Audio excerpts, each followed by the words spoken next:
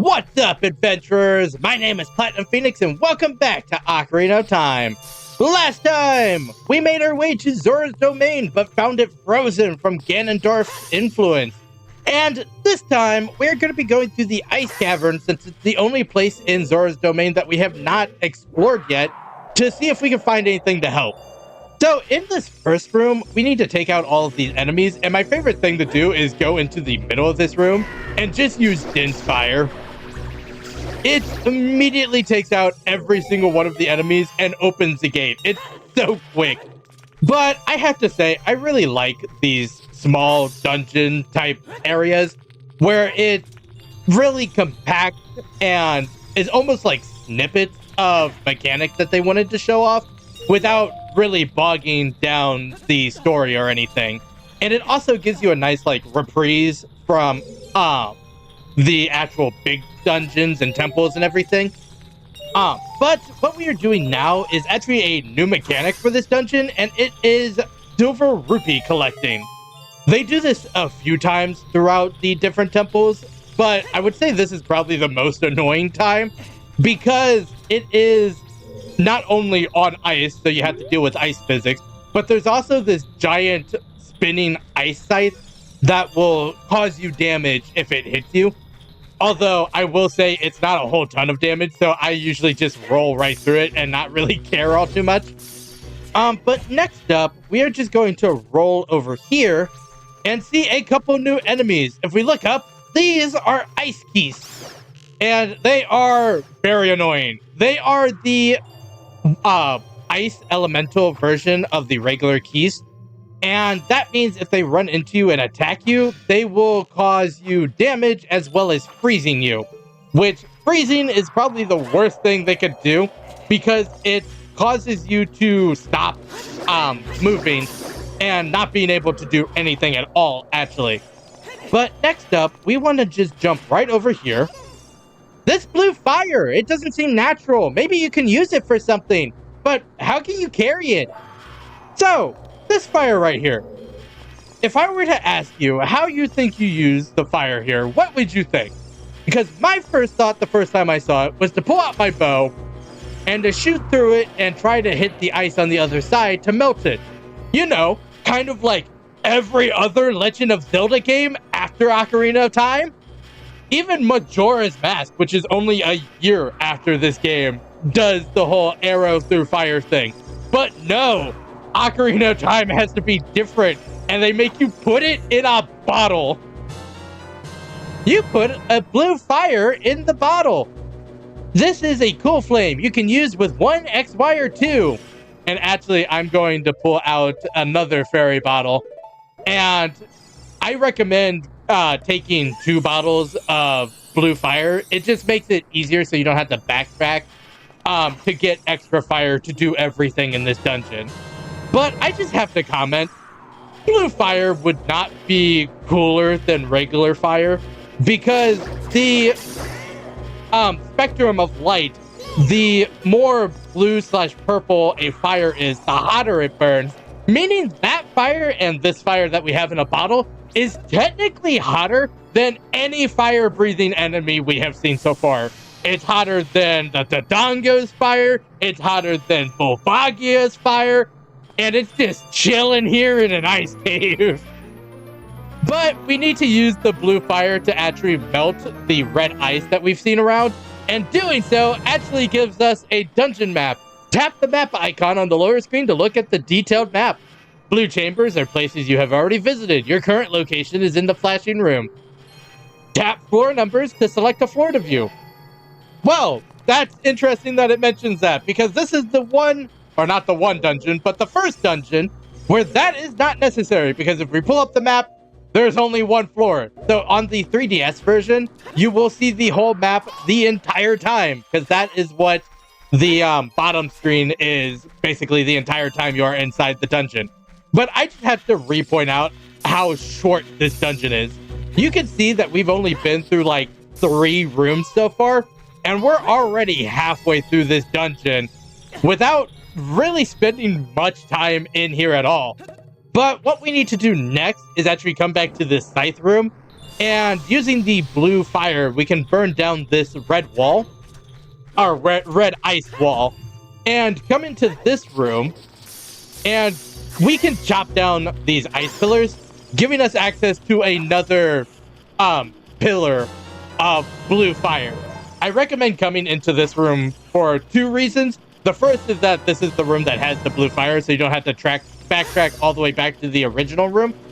But the other reason is that there's actually a big chest and another item in here that you want to grab. So first up in this big chest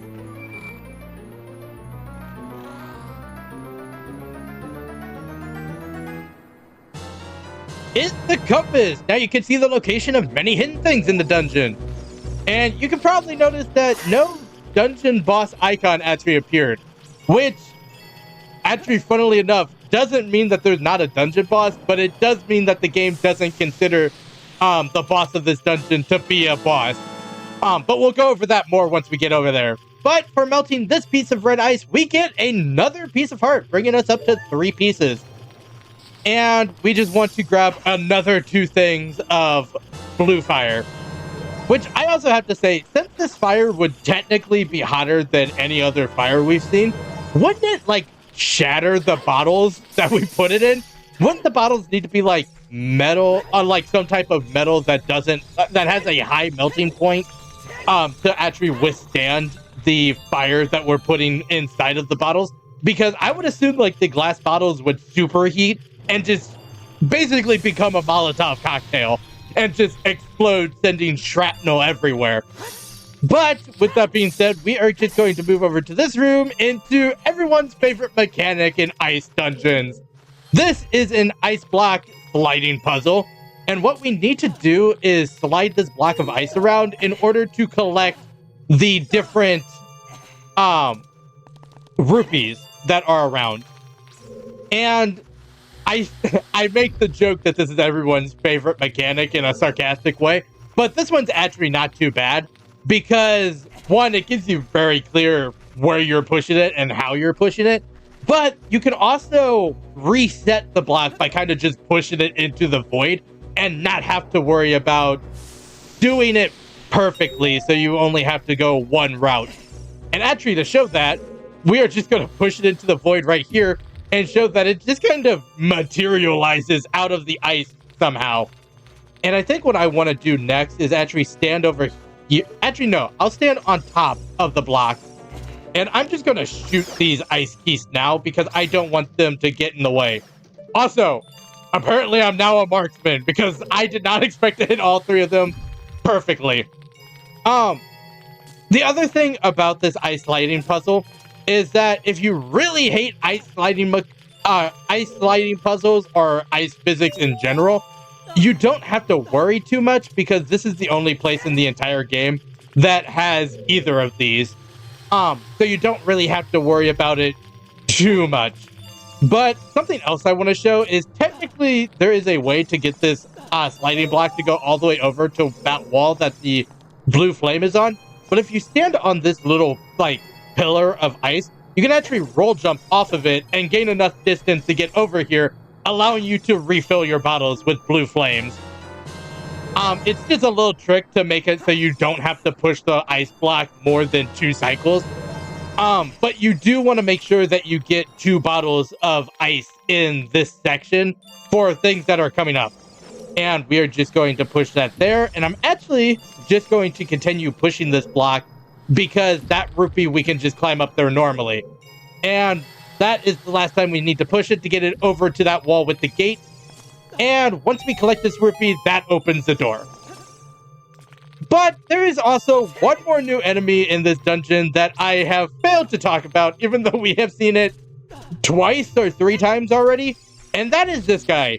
This is a Freezard. It sounds like an ice-type Charizard. But Freezards are probably the toughest enemies we have seen in the game up to this point, based on numbers alone. Since they have 6 hearts of health, meaning they take 3 hits of the Master Sword to take out, and they can deal 1.5 hearts of damage using their Freeze Breath, which also, on top of that, freezes you like the Ice Keys do. Also, on top of that, you can basically damage them with any weapon except for the bow, because the bow does not have enough piercing damage to actually pierce the ice of the freeze art. Also, I recommend using Din's Fire for basically all of it because their biggest weakness, surprise, surprise, is that they are ice and are weak to fire. But with that being said, say hello to the dungeon boss. This is a White Wolfos, and I know I've said this before, but this is the weakest dungeon boss in the entire game. And you want to know why I say that? Yep, that's the boss fight.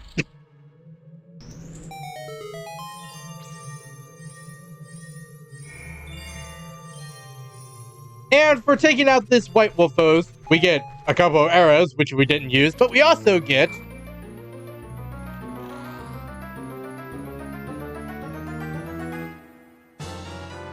the Iron Boot. So heavy you can't run, so heavy you can't float.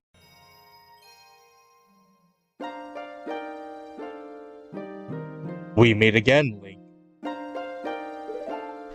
If you came here to meet the Zoras, you wasted your time. This is all there is. With one exception, the Zoras are now sealed under this thick layer of ice. I managed to rescue the Zora princess from under the ice, but she left to head for the water temple. This ice is created by an evil curse. The monster in the water temple is the source of the curse. Unless you shut off the source, the ice will never melt. If you have courage enough to confront the danger and save the Zoras, I will teach you the melody that leads to the temple.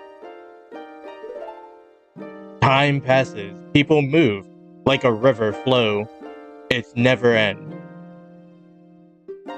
A childish mind will turn to noble ambition. Young love will become deep affection. The clear water's surface reflects growth.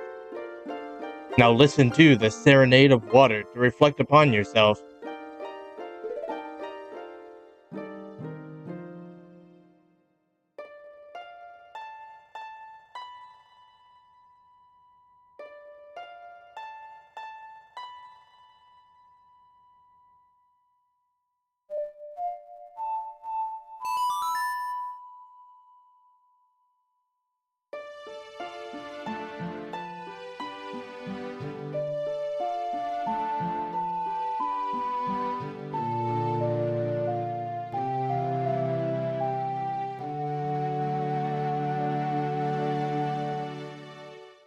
You learn the serenade of water.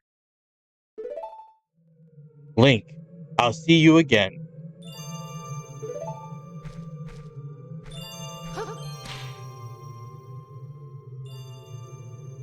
Alright, and with the Serenade of Water and our new Iron Boots, I actually want to talk about the White Wolfos a little bit more, because we took him out so quickly, I didn't get a chance to actually talk about him. So, White Wolfos are basically just the upgraded version of the regular Wolfos, having more, or being able to deal more damage as well as having more health. Although, that part doesn't really matter, because last time we fought the regular Wolfos, we had the regular Kokiri sword that we could use to deal lethal damage to them in one hit. And since then, we have gotten the Master Sword, which does twice as much damage as the Kokiri sword, meaning that if the White Wolfos don't have double the health of a regular Wolfos, it doesn't matter how many health they have, which obviously they do not have double the hearts. But next up, we want to use our Iron Boots to come down here to the bottom of Zora's fountain in order to get another piece of heart, giving us another heart container, bringing us up to 14. But as we are going back up to Zora's domain, I want to talk about the Serenade of Water. For the only reason being that I like talking about the different songs and their meaning and their different implications of why they were assigned to each of the races. So, a serenade is a form of music that is typically reserved for romantic situations.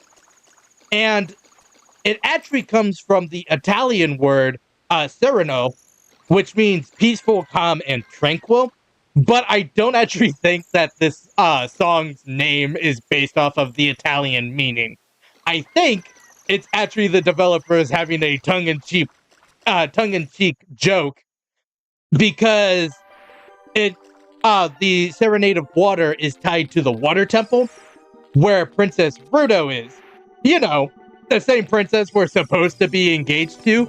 So we are literally giving a serenade to go to where she is. I think it's pretty funny, honestly. But next up, we have some more blue fire and more red ice. So we're just gonna melt King Zora out of his icy prison, honestly. And of course, we can't talk to him up there. So if we go down here and actually talk to him. Oh, I've come back to life. Was it you who saved me? Don't be nervous. It looks like you have a hard time breathing underwater. As an expression of my gratitude, I grant you this tunic. With this, you won't choke underwater.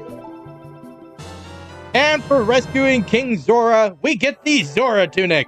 This diving suit is adult size, so it won't fit a kid. If you wear it, you won't drown underwater. So, between the Iron Boots, the Serenade of Water, and the new Zora tunic that we were just given, it's a lot of things pointing us to, hey, maybe you should head to the Water Temple next. But I think we're going to end this episode here and wait to do that another time. So, I hope that everyone enjoyed watching. If you did, make sure to like, comment, and subscribe to the channel. Next time, we're going to actually ignore all of the things pointing us to the Water Temple and do one of the longest side quests in the game. But until then, happy adventuring.